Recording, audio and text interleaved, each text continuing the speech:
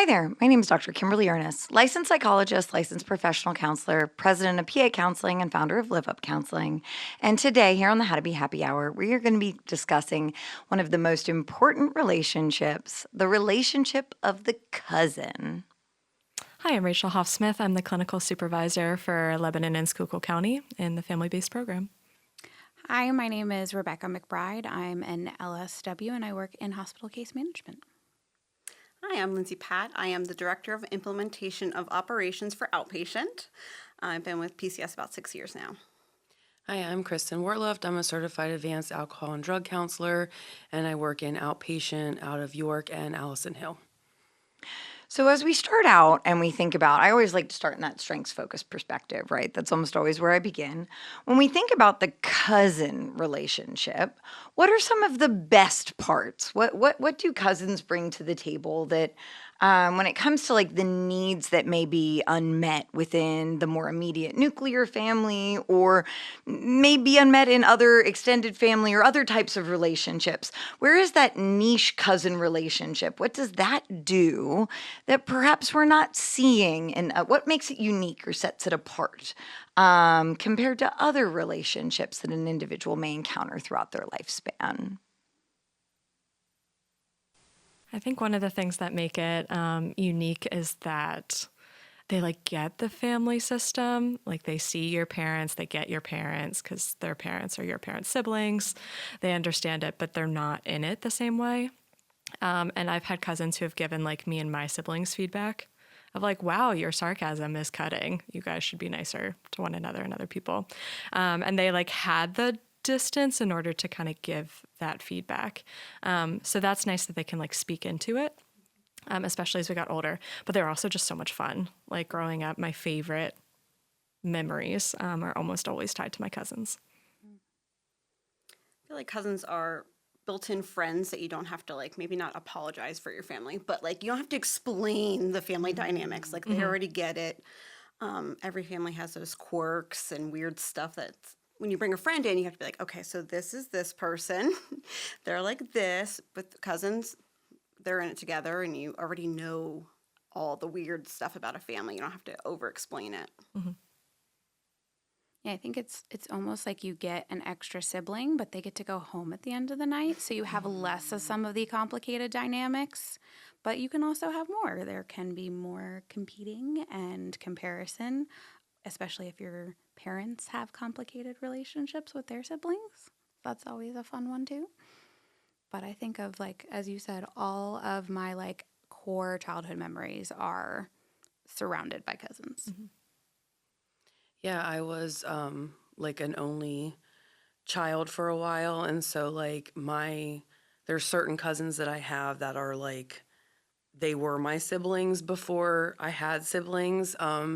And, we absolutely grew up together, and we're still very, very close today. So I'm very blessed to have that relationship. But I think because our parents were close, it allowed for us to be close. We even lived together when we were young for a little period of time. So it definitely created a very unique relationship outside of the sibling dynamic, but also very similar in a lot of ways. I had a similar relation or a similar dynamic as what you described, Kristen, in that I had a sibling, but I had a special needs sibling that made the dynamics within our relationship very unique in that he was nonverbal. And so for all the reasons, he probably didn't fulfill much of that sort of sibling hunger that many folks may have, or many of those dynamics that often emerge within a sibling relationship just weren't present within my sibling dyad because of some of his disabilities. But I had some cousins that were very close in age with me, and then we were also raised location based, very close together, and spent a lot of time together. And so they were in some ways even more like brothers to me than my own brother was, because they didn't share some of those same limitations. And we still didn't have some of the same dynamics that I think sort of that each of you alluded to, in that we didn't have the same competition. We didn't have some of the same challenges. We still got breaks from each other. We never had to share a room for any extended periods of time. Some of the competition for resources wasn't the same. But they still like got it and understood things. And I found that that was always really helpful and beneficial while still being a really important relationship for me anyway. I loved the characterization of like how they get the relationship or they understand your family dynamics, but there's some distance from it. And I find that curious because I think early on, especially like when you're little, we don't have words for that. Like a fish doesn't know the water's wet. We don't even know that our family has dynamics, right? But yet somehow it feels so natural and like congruent to like lean on our cousins or have those relationships. And then as we get older, it seems like our cousins maybe see us in a way that others aren't able to, or maybe they can understand aspects of our childhood that others maybe couldn't possibly begin to have insight into. And so what is it about that unique nature that creates, at least in my perspective, almost this frozen in time relationship that at times like distance might come, you cannot talk for 5 months, 6 months, and then you see each other at a family reunion and it almost picks up right where you left off? Or what is it about this relationship that creates that depth that doesn't need that everyday maintenance? I have so I am in my like nuclear, I am one of 8 cousins, and 7 of us grew up in the same hometown. Then we have one cousin who lives in close to San Francisco. Oh, wow. So like obviously distance there.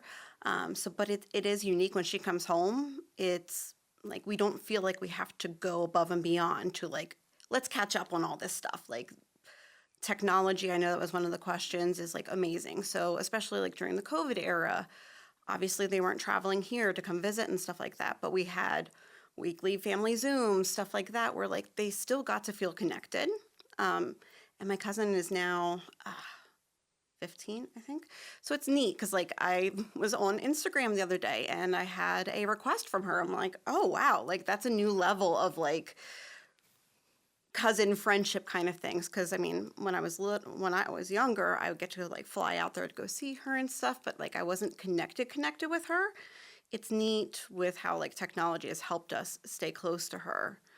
But yeah, that's something that's neat just because the 7 of us that grew up together have like a one bond, but then when she's in, she doesn't like miss a step. She just jumps right back in. Yeah, I literally have so many cousins. I don't even know some of them. So, I mean, my stepdad had 7 brothers. My dad had 5 siblings. My mom has 5 siblings, and they all have children. So I have cousins that I'm very close to as far as like we are like siblings. We were raised very closely together. And then I have cousins that I don't even know they exist on this planet. So I have like the full spectrum. But I will say like the cousins that I am very close to, unfortunately, we don't live in the same state. But we still, find ways to really stay connected and maintain that relationship. And then, like, there are other cousins that we don't talk often, we don't see each other often, but to that same point, like, we know we have each other's back. We know we're family. And anytime like we connect over it's like a family event or we just decide to like go kayaking together or something, it's just really cool to see how like that bond is still there. Or even if I see a cousin that it's like my 4th time meeting them, it's just interesting. It's like, oh, we're cousins, cool. Great, we're connected somehow. It's nice to meet you. Yeah. Yeah. I think like a feature too of the frozen in time. So like on my maternal side of the family, everyone's a storyteller. And so we just share so many common stories. So even if like I have a few that don't live locally, when they come in town, like I might not know what's happening in their everyday, but we can tell the same 100 stories all night long and just crack up every time. So I think that kind of helps it feel very close and very attached, even if I don't know what's going on in there every day. And I have some cousins that, so my dad's the baby of the family and my mom's the oldest child. So on my dad's side, my first cousins are like the age of my parents almost.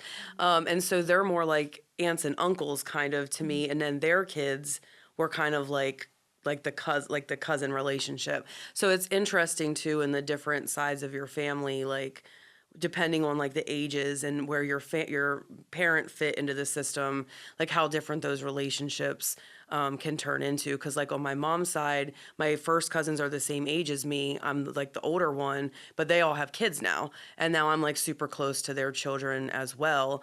Even though I guess they're like second cousins or whatever they're called. They're more like nieces and nephews to me. So it is interesting to see like how that age plays a difference as well, like depending on your parents' age, but also like your age with those cousins. Yeah.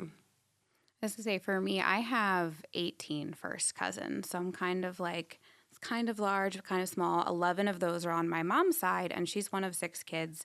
They were all very close, and they all lived within 10 minutes of us growing up. So we spent an exorbitant amount of time together, which led to our relationships varying, like from one cousin I talk to all the time was in my wedding, like we chat, and I have another cousin who I'm no contact with on that side of the family for various reasons. Where my dad's side of the family, I have 7 cousins, and some grew up on the West Coast and some grew up here in Pennsylvania. So I had a much closer relationship emotionally with the cousins that lived here in PA because of the relationship between my dad and his sister. They were very close.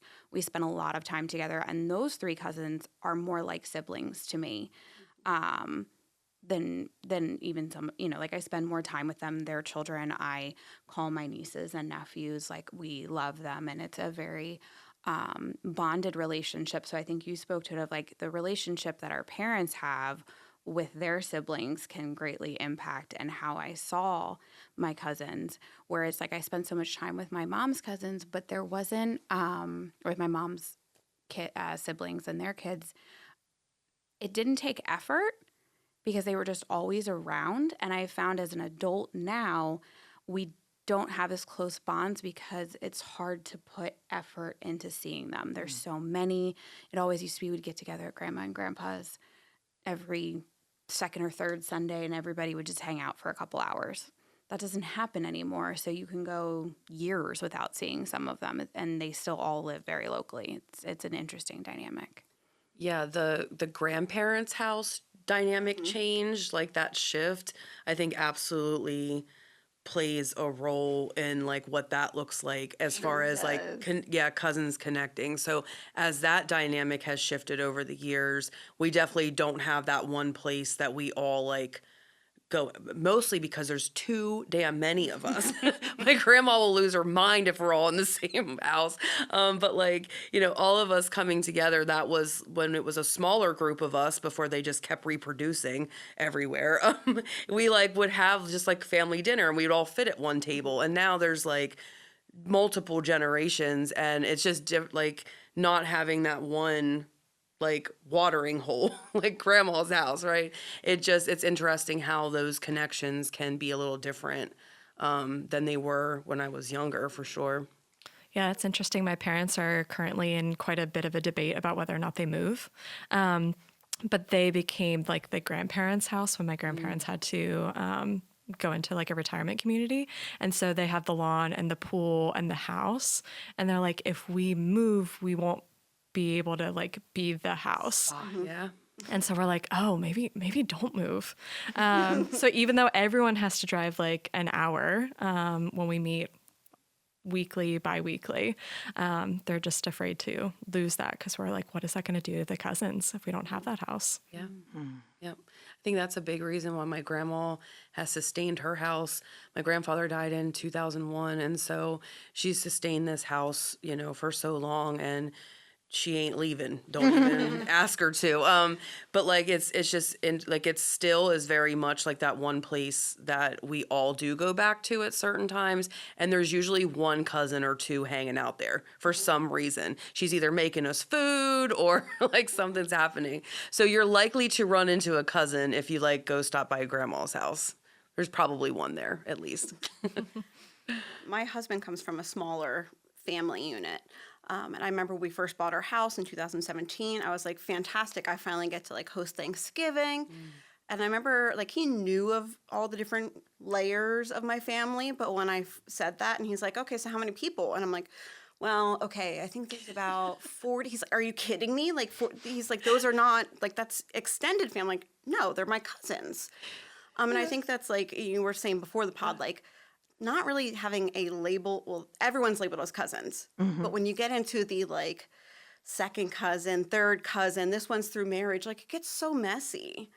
But in my family, like cousins are cousins. And I do have some like age gap cousins where like between siblings, there was spaces that like the cousins feel like more like aunts or uncles. Yeah. I thought it was funny this morning. I just was curious. My daughter's almost 7, and told her I'm coming on a podcast today. And I said, who are your cousins? And she listed off this whole list of people. She only has one biological cousin. But she knows Mumu, Alan, Koa, Ben, John, like all these people. Al out in California, she calls them her cousins. And she doesn't know better. And like my one cousin who's a sophomore in college, she's now local again, and like she picks my kids up from school, like, and it's hard to define that with people. Yeah. Like she's their cousin. Well, she's my cousin, but the kids call her their cousin, and other people think that they're her aunt or she's their aunt. Yeah. It's so hard, but I'm like, it's a cousin. Yeah. Cousin. That's it. Good catch-all word. Yes. But that is, like, I do have some non-biological cousins. We have, like, some step families involved. And there is the, like, okay, mom or dad grew up. So, like, yeah, they're practically cousins. They're just friends of dad's, but we'll call them cousins. It is funny to like have family of origins and compare and contrast. So between both sides of my family, first cousins before marriages, before kids biologically, there's 36. And my husband, same criteria, has 3. So that was a very different dynamic for him to get used to. And so there was like, I was like, do you want me to draw you a genogram? Like, I will show you, I'll step through. Like a good family therapy. Yes. And he's like, I think that's okay. But there was constant quizzes of like, wait, who's who? So we played actually just a few weeks ago. He's like, I want to see how well I'm doing. So like I quizzed him. We've been married for coming up on 2 years. He did all right. And he's like, all right, I'm going to ask you some questions. And I was like, I know your 3 cousins. Yeah. Yeah, when we did our like guest list for our wedding, because I inherited about 9 million cousins when I got married as well, and they're amazing. And we were like, oh my gosh, like we wanted a small wedding, but like just inviting our cousins is like 80 people. And that's just like our very first cousins. Like that's not even like all of the layers of it. And it was like, oh my gosh, we're in trouble. My joke for my wedding was I told my dad he could only invite relatives that he could tell me how they were related on the first try. And that did eliminate some people. Because if we have to go through, but I had a very similar experience marrying into my husband's family because I have 18 cousins and second cousins and things like that. And he has 3. Although he has a large immediate family because he's one of 8 kids, he only ended up having 4 cousins. So, and I only really got to meet 3 of them was my relationship. But it was interesting of him getting used to being in a larger dynamic with my family and learning all of the ins and outs. We talk about when new people join the like deer and headlights look that they get when they come to like a Fulmer family gathering. They're just like overstimulated to the max. There's going to be a quiz later, and you're going to need to remember all of these names. Yep. My daughter, so she was born 2018. So like when she was finally like starting to understand family dynamics, a global pandemic hit and we were isolated. you were saying about like a quiz, we literally had flashcards essentially that had like a family member's picture and their name on it. And like she loved that. So she was like 1.5, 2-ish during that era. And like it had all the different family members, and she would have fun like going through and being like, oh, well, that's Mumu, that's Boppy. They all have nicknames for my kids. But that was it, like we literally still have them. And we've talked about it too, like, oh, we have to add this person in. My younger son, he's not even in the stack of cards, but he gets a little jealous sometimes. But yeah, we literally had flashcards to help teach her the different layers of our family, and she just made a little game out of it. But yeah, I could probably give you the template if you need to have it for your husband. Okay, sounds good. My grandma, my aunt made her a blanket of like the family tree. And I was looking at it the other day when I was at my grandma's house and like, oh my gosh, we need like a whole forest because this has blossomed since this was first created. We need like a whole other tree with a bunch more apples. And we were just like thinking about like how, because like my cousin's kids now have kids. So like there's like this whole other layer of that too. But it's, yeah, the family has definitely grown over the years. I think as you were talking, I found something you were saying, Kristen, quite relatable, which is that like bimodal age gap within the family system. And mine was very similar in that my dad was the oldest and my mom was the youngest. And then my parents were also married 10 years before they had kids. And so my mom's side of the family, all my cousins there are my parents' age. Because also my mom's sisters had kids at like 17, 18, 19, like had kids really, really young. And my parents waited till they were in their 30s to have kiddos. But also what we noticed is that certain dynamics and patterns play out throughout the family system. So like on my dad's side of the family, my grandmother, well, we called her Grandma Satan, so that was our nickname for her. And I'd like to say it was meant like as a joke or in love. Like my husband's grandfather, we would call him Grumpy. And it was more like ironic. Grandma Satan was really just like that was an accurate representation of her personality. But she was also like my dad was often, if you were to like characterize his family system, he was often the scapegoat. Like he was Roy Jr. After Roy Sr.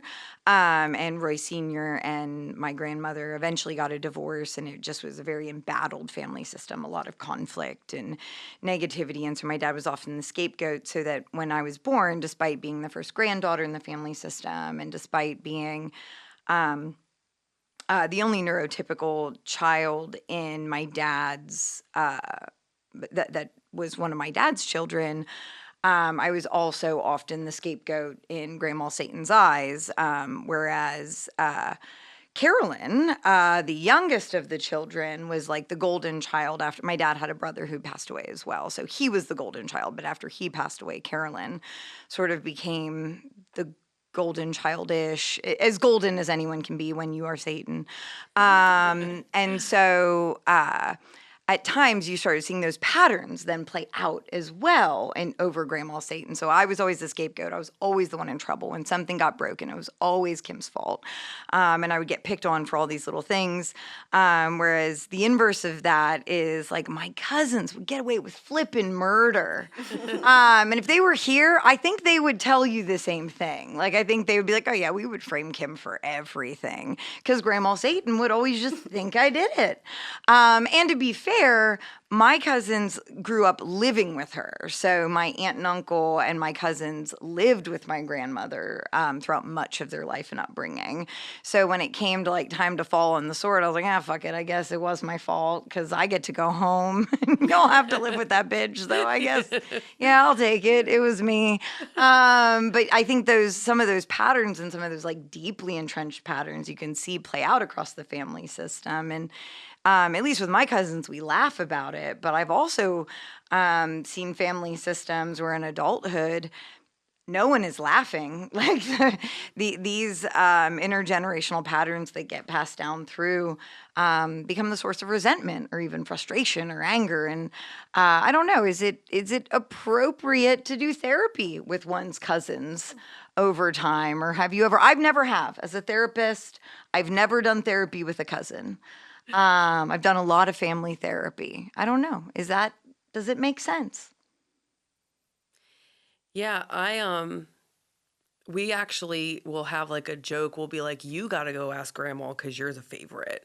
So you're gonna get a better On the other answer." side of the family, Yeah. I was the favorite. Yeah, yes. I was the youngest. Gotcha. overall. Yeah. So I got away with murder on the other side, so it was okay. But Yeah, I think we like, at least in my system, we like joke about it. We're just like, no, you got to go ask grandma this particular question or you've got to go tell her we're going to have a crab fest at her house because, because you're the favorite.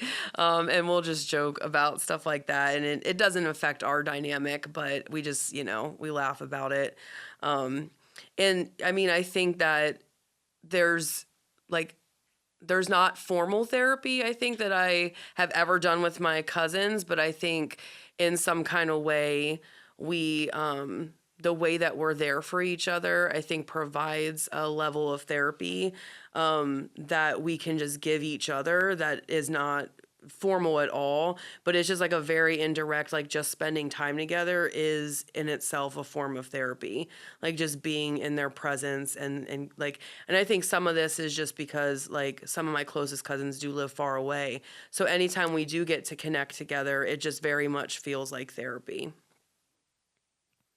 So I've been a family therapist for 7 years. And so I think when I'm working with a new client, I ask them to kind of define family because I think that's important because different cultures, different upbringings can really define that differently. And I even had a sense when I was a young kid, realizing when I was younger of like, oh, when people say family, they tend to think they're nuclear. I hear family, I think like 50 people. And I realized that was like kind of unique. In my context among friends. And so I think learning to do that in family therapy, if my family received family base when I was a kid, I would have we do like an echo map of like who's who in your supports. And I definitely, my cousins would have been top on the list of like, bring them into family sessions. So yeah, definitely. And I think on my side of the family, there's been like a number of tragedies over the last like 10 years. And there's a lot of helping professionals on our side. And so we do kind of play therapists for one another. And so I think informally, similar to you, Kristen, about, sometimes we're therapists to one another. Yeah, I've definitely never done therapy with my cousins, but I have found our relationships and our conversations to be some of the most therapeutic things that I've been able to build my relationship with my parents, oddly enough, because they have been able to fill in some of the gaps, some of the information that maybe I didn't have. Or do your parents do this? It's like, do we know like what is the story here? Because I got this version of what happened, but you were 10 years older. So what do you remember from when this happened? Because I think all family goes through struggles and tragedies at different times, and depending on how old you were when those things happen can affect. I even joke with my own siblings of there's 11 years in between the four of us, and we had completely different childhoods, specifically in regards to the cousins even, and like what our relationship with them and how our families interacted with our cousins at different times. I think that cousins are, at least in my experience, something that can definitely help you like get through tragedy. It is that very unique relationship where it's just like you don't really have to like say anything, like because they are part of that system. Or even like to your point, like very close friends that like you consider like a cousin or an aunt, they're in the system, so they just understand what that tragedy kind of brings to the system. And it looks very different. Like my cousin, that's like a little brother to me, him and I never got to actually really talk about my brother's suicide, and so we didn't like have that chance to kind of connect over that, even though for a long time it was just us three. And so recently we went on a cruise in February, and my cousin's also military, so was my brother, and we went to a military event on the cruise, and he is like not an emotional person. But he spoke about my brother and brought awareness to Mission 22 and veteran suicide. And we just had a moment where we could just like hug, and that was the first time we really got to like have that moment when it came to that important person that we lost. And so like just that was therapy to me, having that moment with him. And we don't get a lot of those. He lives in Nebraska, so we don't get a lot of those. We've gone through a lot of tragedy together, and unfortunately we're so far apart that when we get those moments to just like heal each other, it is very, very special.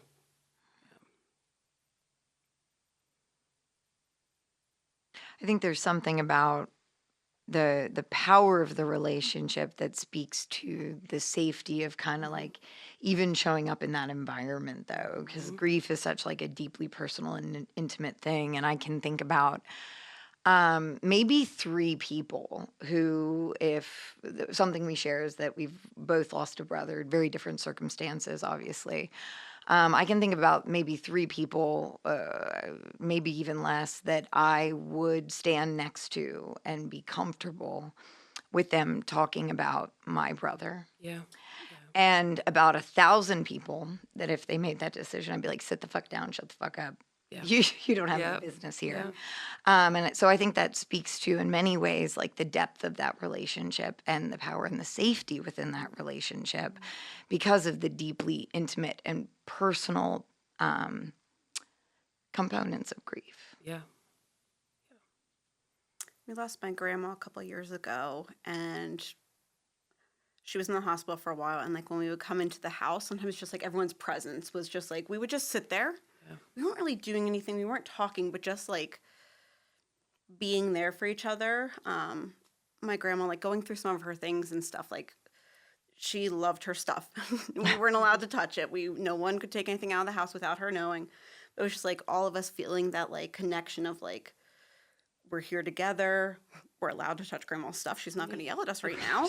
But it was just kind of like, and that for us, it was like therapeutic in a way of just like, we could sit there and kind of like marinate in the grief a little bit without having to like talk about it. Yeah. And again, that safe place where like we just knew we had each other's backs in those moments. And if somebody wanted to burst into tears at a moment's notice, we could, and the rest of us would just be there. And I think it is like, I mean, maybe some of the cousin relationships are maybe trauma bonding. I'm the one that's not a therapist in the room. But yeah, I think there is a component of that, of like, we've been through it together, and back to like, we don't have to explain it. We just know. And I think that's a really important and essential relationship. I think to piggyback on that, I can remember Grandma Satan's funeral. And I think to this day, probably, certainly the most unique funeral I've ever gone to. And I remember the funeral director looking at us when we said, like, hey, we don't want it in rows. You're going to put all our chairs in a circle like a group therapy session.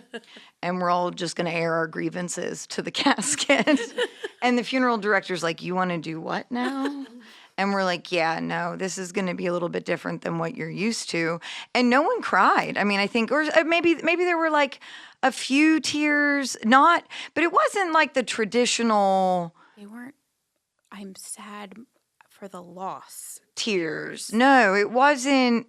I wish I had it on tape, honestly. It would, as a clinical psychologist, if I could go back and watch that and unpack it, it was very curious.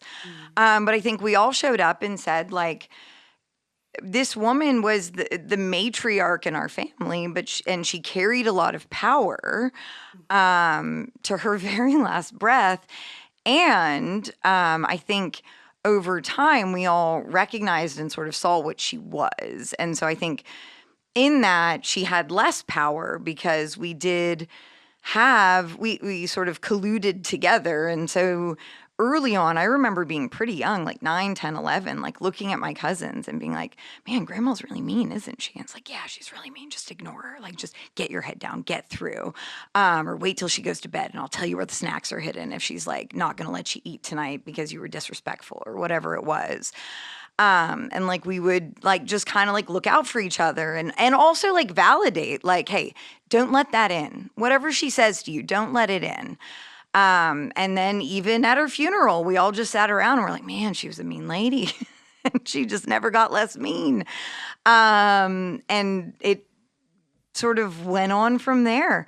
And so I think it also creates that like sounding board and that validation and that protection.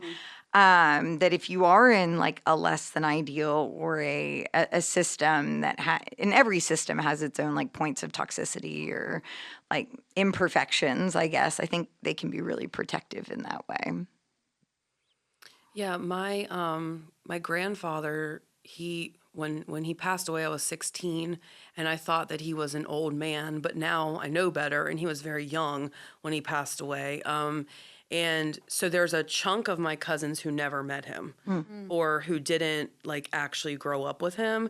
And then there's a chunk of us who he was the patriarch of our family. So that's also a very different dynamic. Like there's cousins who remember Pappy, and then there's cousins who never even got to meet him. And that is like a strange dynamic as well. And like on my father's side, his dad died when he was really young. So there was just this matriarch who lived very, very long. She, recently passed away a couple years ago. But she was like that firm. She was like the Statue of Liberty for that side of the family. So it is also interesting to see like when you lose like that center focus, like how different that can create relationships. Like I have very fond memories of my grandfather growing up, and it sucks for like some of my cousins who I can't share those memories with them because he's just like this guy we talk about. And so it is weird not having those shared memories. My mom and I had a conversation the other day that I am now the same age as both my mom and my dad were when they lost their fathers, which was a very weird thing to process with them and being like, I can't imagine losing my dad. Yep. And my parents are young. Neither one of my grandfathers were really young when they passed, but one was very unhealthy and one was just 90. But thinking about my own children and that dynamic and their dynamic with their cousins and thinking about a future loss was very sobering. And thinking about, I have 3 children. My sister has 1. And they're the only cousins right now. And I have 2 other siblings who may or may not ever have children. And my sister may have more. She may not. So it's like maybe all of the grandkids will know grandma and grandpa and maybe they won't. And I'll be interested to see how that dynamic changes over time and what that relationship looks like based on who knows who at different stages. So I do think that affects the cousin relationship greatly. Yeah. My kids have a great I think it's just great aunt. She just turned 90, and it's one of those things like I wish I could like reinforce with them like you don't know how lucky you are. Yeah. Like a lot of people don't get to meet like even the first level of great. Yeah. And that's on my husband's side of the family. Like he has his dad and his dad's sisters. My family, like again, we get to the layers of peeling off like the different levels of cousins. But like I think that's so unique. And like for me, I grew up. My aunt is 90 and she still maintains a farm. She could probably beat me in a race. She's like that level of healthy. But it's like I wish like Leon and Roa would understand. Like that is so cool. You have an aunt that is 90. And like most people don't get to say my great aunt. My kids have a great grandfather still. And same thing. He's 95. He still runs a 1,000-acre cattle ranch in South Texas. We should introduce him to your aunt. But I think my kids get it sort of because they've had the experience of losing their grandfathers. My husband's dad has passed away. But my husband's grandfather is still living. So he's Big Papa. Little Papa is deceased. But when they get to go see Big Papa, that's just like the bees. And first of all, he's like John Wayne, Texas cattle rancher. It's just the coolest thing. And so they always are so excited to go to Texas and to have those different pieces and to get to be with like Texas cousins. But again, they don't really have any fully biological cousins. And they maybe never will. I mean, my brother is deceased now, but never had his own children and wouldn't have anyway. My husband has one fully biological brother who may or may not ever have children, but hasn't yet. And then he has a half sister who has one son, and that's it. And so the odds of him of my kids having like fully bio cousins. So everyone's cousins, and we just have cousins on cousins, and we've got step cousins and cousins, and that's sort of how we've defined it. But when it comes to like the patriarch of the family and the grandpa subsystem, we're going to be talking about grandparents in our next pod, which will be the last of season 3. So we are winding down the season of the How to Be Happy Hour. But we're going to talk about the grandparent relationship, and I'm sure we'll talk about Big Papa then, not the Biggie song, but just Big Papa in general. At that point in time. But yeah, I think they realize how cool it is to have a great great grandfather around. So when it comes to cousins and the roles that they play, are there any underestimated mental health benefits about staying close to your cousins when you're an adult? Oftentimes, cousin relationships fade. When I was preparing for this podcast, guess what the research states is that many cousin relationships begin to fade after age 12. Wow. Not all, but that if we are not intentional at 12, there is like a more natural attrition. So from y'all's perspective, what are the mental health benefits of maintaining those cousin relationships into adolescence and adulthood? I think that some of my cousin relationships have actually improved since I was 12 because I grew up military. So I was like moving a lot. I wasn't like close to a lot of my family lives in Pennsylvania. So I wasn't here to like build those relationships. I only saw them when I came back to visit. And then in 2009, when I moved back to Pennsylvania, like those relationships have just grown and grown since then. And like, family dynamics change as time goes on and as different tragedies happen. And I will say that now, like, there's several cousins who I'd be lost without them. Like, they literally are my best friends. They are like siblings to me, and I talk to them every single day. And the mental health benefits is just tremendous. Like, whether it's helping you get through grief, having those moments where you're just existing together and the peace that can bring you, or it's just helping each other out when you're like facing adversity. I think that cousins help build a lot of resilience. They have their own stories from their nuclear family. You have yours, and I think it just helps with the right types of relationships. It can help you push each other to grow. I think that's been one of the fundamental benefits from some of either when I'm the oldest cousin or we're closer in age, like helping teach my younger cousins different things, like what a credit score is, like how to build one. Or it's just like, understanding each other and what we did go through, like within our childhoods and things like that. But I just think it's so powerful for our mental health. And I don't know what I would do, like if I didn't have those relationships.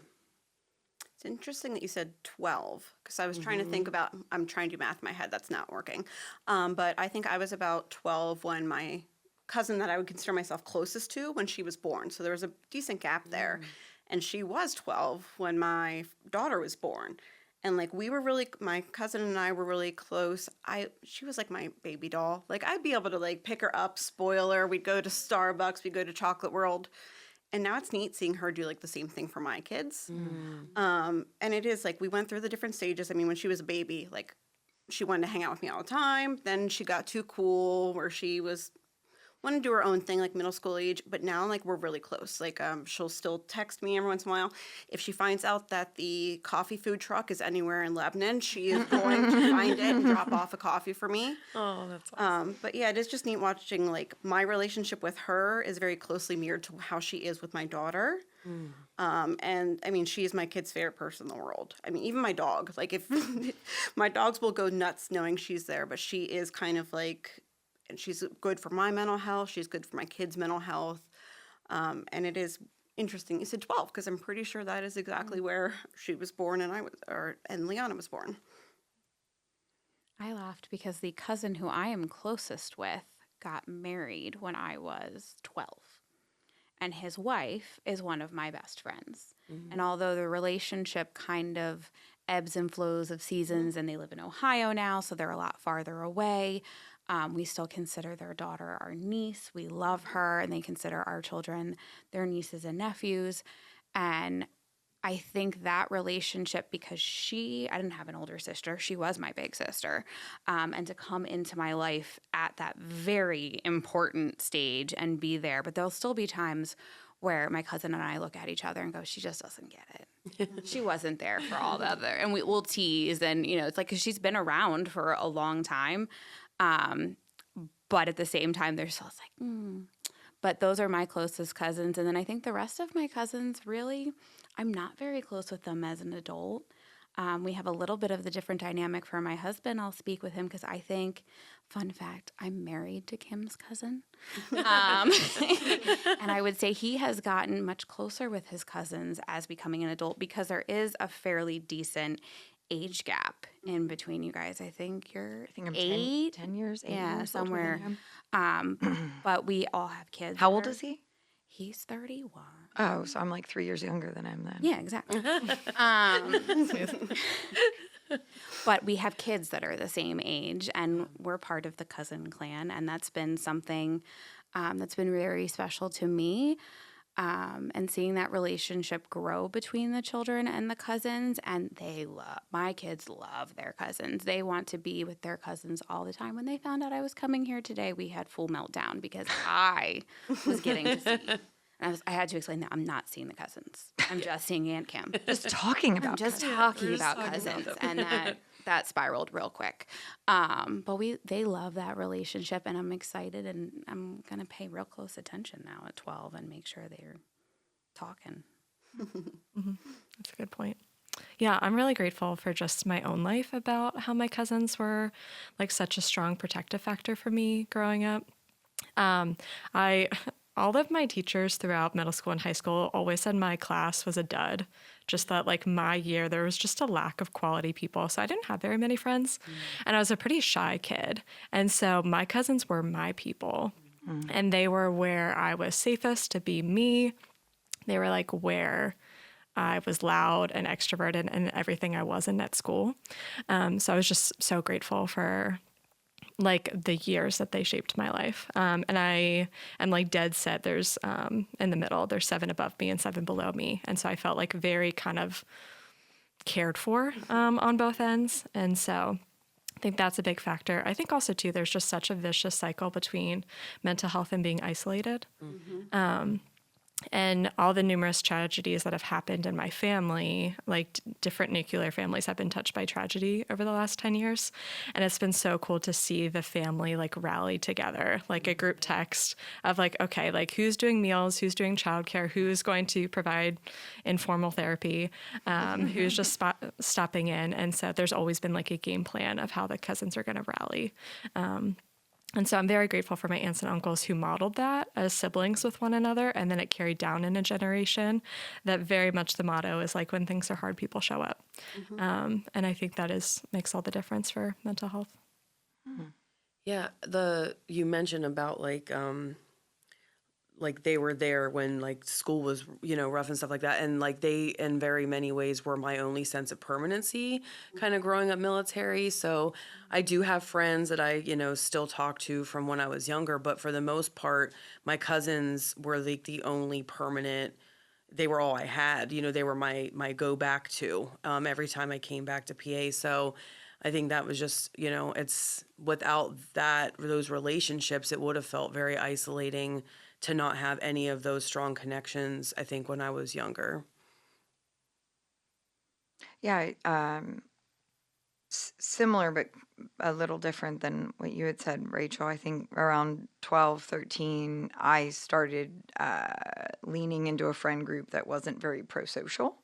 So I had started a pretty significant rebellious streak at the 12, 13-year-old age. And I would say my cousins were my only pro-social supports during that season, if I were and remained my only pro-social supports for a strong part of, I would say probably from about 13 to that early 20, like 18, 19, 21, that season of my life. Not to say that I didn't like slowly, probably crawled out of like the real dark stuff around 16 or 17, but I think had I lost touch with them, I can actually remember a time where I was throwing a party slash concert in the woods like you're one to do when you're a teenager. And I remember I had invited my cousin against my smarter judgment, Preston, who is like I don't know, like a colonel or I don't know. He's like up in the military now. He's very important. I don't even know what he does. But he always wanted to be law enforcement. He always, like, for the longest time, he wanted to be a police officer. And I remember, like, kids were doing the things that kids who aren't pro-social supports do in the woods at parties and concerts. And I remember my cousin, like, walking around and, like, throwing stuff out and, like, pushing kids up against walls and telling them they have to leave and calling my dad. And I remember being like, so mad at him and saying like I am never inviting you anywhere ever again. Like my two worlds collided, and then also just like loving him so much but wanting to fight him because I still wanted to do like the stuff I wanted to do, while also recognizing probably there was a part of me that knew that the stuff I wanted to do was not in my best interest. And so like the tiny part of my soul that still wanted to survive was like, probably should invite Preston so we don't get killed or arrested at this party. And luckily nobody died or got arrested at the party. So maybe it was because he was there. I don't know. But there were quite a few instances like that throughout my history that I think had I lost touch with these important relationships, I would have been in a lot of trouble. So while many lose touch at 12, I'm pretty grateful that I didn't, because I think I would have lost an important anchor to the world of the pro-social, and I would have been lost to probably family-based at some point. Or Yeah, rehab. I don't know. I feel like cousins like can provide a safety net. I don't know why, but as a kid, I just like had this reoccurring anxiety that both my parents were going to die in a car accident. Disney movies. Yep. Oh, that makes sense. Yes. So that was really reoccurring. And my parents were very helpful in naming the backup plan and like going it over with us. Like, okay, like if we both died or we both weren't able to take care of you, then you would go live with Dave and Beth and their kids. And I'm like, great. Aubrey. Not great. Like I would be utterly devastated, but I would live with Aubrey and Zach and Abby, and like me and my three siblings, we would be fine because we would be taken care of and we're okay. And so that was like always my solace to like talk down that anxiety of like, I'd be with my cousins. We'd be okay. That's funny. My kids, meanwhile, have found out that we are the plan for one of my cousins and their kids. And they're like, well, maybe like something could happen to them. I was like, that's dark. No, honey, we don't need, no, no, sweetie. That's not part of the plan.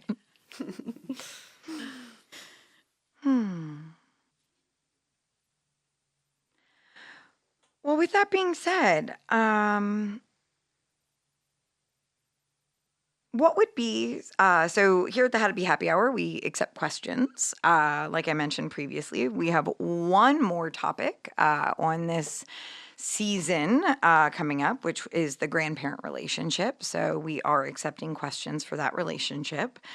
And you can submit that to Kim at How to Be Happy Hour if you're interested in hearing your question on the pod. But what would be some reasons or some warning signs that your cousin relationship might need some distance, or that boundary setting within that relationship would be useful or helpful, or in service of your mental health, I suppose?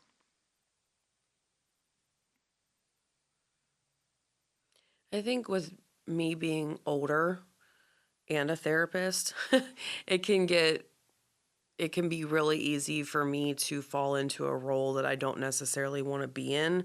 And that becomes more like exhausting in those relationships that are very important to me. So I think it's important that I remain like that older positive influence, or that is there to provide advice and suggestions sometimes, but also keeping that wall there of like it's not my responsibility to parent them or therapize them, or they've also got to like learn on their own, like, you know, because some of them are parents now. And so, like, they're trying to figure out this whole life thing. And I think just encouraging them to build up additional supports and, you know, really towing that line, because it could be really easy because of the relationship and how close we are. It could be really easy to fall into a role that I could build like resentments around at some point, just because it could be really exhausting after like being a therapist all week. So I think just maintaining that like thin line of like being that support person, but also not leaning too far over and trying to like help them live their life and letting them figure some stuff out on their own. Yeah, I mean, I think for me, I couldn't start my healing, my mental health healing, until I went no contact with one of my cousins. I've been no contact with him since I was 20. And that's because of stuff that happened in our childhood and should have been addressed by the adults in our life and wasn't, and was just, when she was 4, she'll forget. We're going to move on. And no one forgot, and it still happened and it still existed. And that was a difficult time in the season of my mom's family, because I had to have conversations with adults of, I will no longer be participating in family events if this person is here. And many of those family members did not know the story or what had happened. So that was a challenging season to kind of, I really feel like that's when I became an adult, like having to stand up to my mom's family and be like, we will not be doing this anymore, or I will not be here. This is for my safety. This is for everyone else's safety. And I'm sorry if that hurts my aunt's feelings and my uncle's family. And thankfully, we've had conversations and been able to kind of heal. And my aunt is very loving and almost overly apologetic, because nothing that happened was her fault. And I say that, you know, loving her very much and knowing that it wasn't her fault, but maybe they didn't handle it the best way that they could have, but they also didn't have the tools to handle it. And I, as an adult, as a young adult, couldn't heal from those childhood wounds until I went no contact and until I removed that person from my life, which I think is extra hard when it is a family member, especially when they have all different relationships within that family system. And that family member, I don't think, is in contact with anyone at this point anymore. I could be wrong, but I don't know of any contact that he has. But that was kind of the beginning of my healing, of having to remove that person. And it wasn't an easy process, for sure. I think there can be some of that pressure too, that, oh, you're cousins. Like, you're supposed to like be cousins. And it can be really hard when your life is taking you down a different path than theirs. Like, you know, whether it's something like you're talking about, or just that they choose to live a very different life than you do, and how you can be looked at as like, well, what's wrong with you? Like, why don't you want to be close to your cousins? And like having to stand on that, like stand firm on that boundary, it can create a lot of difficulties within the family system and a lot of like feelings and things like that. So I think it's very hard to have that courage to stand on that and be like, no, that's not, I don't want to be part of that. And just because we're cousins doesn't mean that I have to be.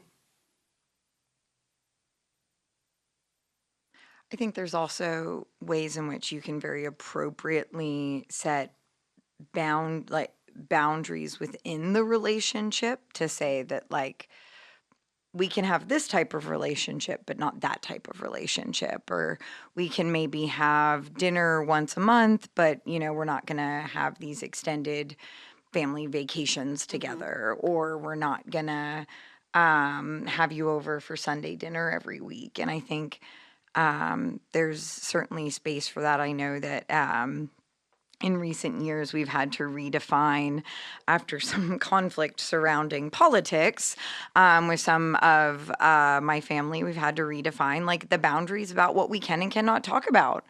And especially on my husband's side of the line, there are some cousins that really feel very strongly one way, and I feel pretty strongly a very different way.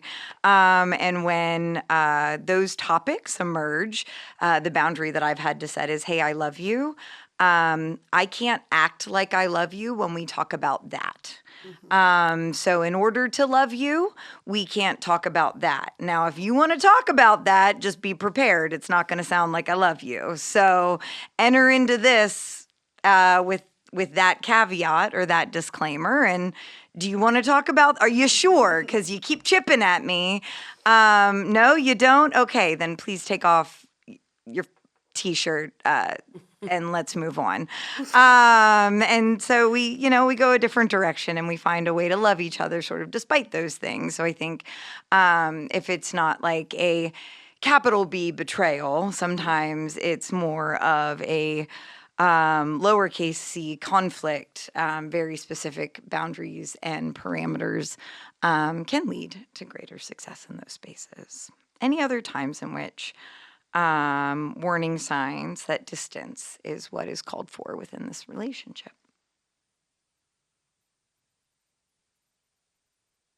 I think just like a unique dynamic of being like a helping professional means that sometimes you're like, oh, you're the expert on this. Can you address this? And kind of dequalifying myself from that or having boundaries on it. I have a couple cousins that like look out for me in that of like, hey, you don't need to be their marriage therapist. Why don't you just have fun and like sit by the pool and like have a drink and a good time? Like you don't need to be their marriage therapist. They can pay someone to be their marriage therapist. And so that has been helpful to make sure that it's not like overly burdened on me or the few other helping professionals in the family to not carry everybody's stuff. I think that is very good advice for helping professionals in every family relationship, not just cousins. Yeah. Because we can find ourselves sucked into that across the family system. Yeah. I've learned to tell my husband, I told him last night, of like, hey, I feel like I'm getting a little bit suckered into, can you be a therapist on this issue with this family member? And I need you to like block it for me. So yeah, it carries over to lots of things, but cousins too. Absolutely. So anything left unsaid? Any other pieces or parts that we should have happened upon here today but didn't before we close the space and the conversation on cousins? Well, then I want to thank y'all for joining me here today. As I've mentioned, we have one more pod for this season, and then we will close season 3 and hopefully come back in season 4 with, I think we're going to start tackling different types of maladaptive coping skills. I think that'll be season 4. But we'll see. We'll see where the wind blows us. I've got a couple different ideas percolating. But definitely next pod will be all about the grandparent relationship. So if you loved hearing about Grandma Satan, buckle up because we'll hear so much more. But otherwise, thank you so much for listening, and we will catch you next time.